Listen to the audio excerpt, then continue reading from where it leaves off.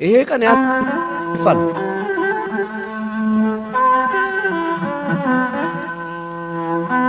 ይሄ የሃይማኖት ተቋም እንጂ ሌላ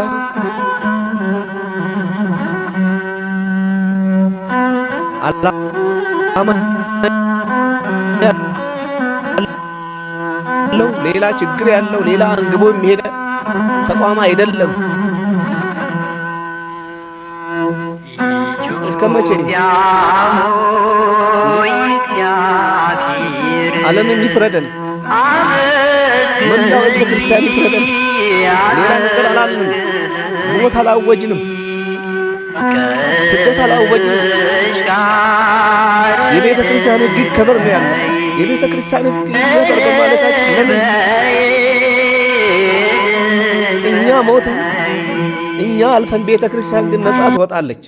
ምንም የምንፈራውም የምናፍረውም ነገር የለም። ምንም አላለም።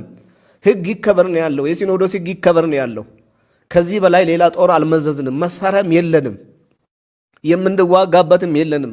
መሳሪያ ያለው አካል ግን የዚችን ቤተ ክርስቲያን ሕግና ስርዓት ሊያስከብር ይገባል። የሕግ የበላይነት በዚህ ሀገር ላይ ካለ እንዴ መንግስት ባለበት ሀገር እንዴት በ4 ኪሎ ላይ ሰው ይታፈናል? እንዴት ዛቻ ይደርሳል? እንዴት ማስፈራሪያ ይደርሳል? እንዴ ትላንትና አይደለ እንዴ ጥምቀት ባህርን ያን ሁሉ ህዝብ አብረን ያከበር ነው። ዛሬ ምን ተገኘ? እና ባካችሁ ለሞላ ህዝብ ይድረስ። እኔ አሁን ማለቅሰው ሌላ አይደለም፣ በፍርሃት አይደለም። አልፈራም፣ ምንም አልፈራም። በክርስቶስ ምንም አልፈራም። የሚታየኝ ቀራንዮ እንጂ ምንም የዚህ ምድር አይታየኝም። ፍቅር በቀዘቀዘበት አንዱ አንዱን በጠላበት መኖርም አያስመኝም።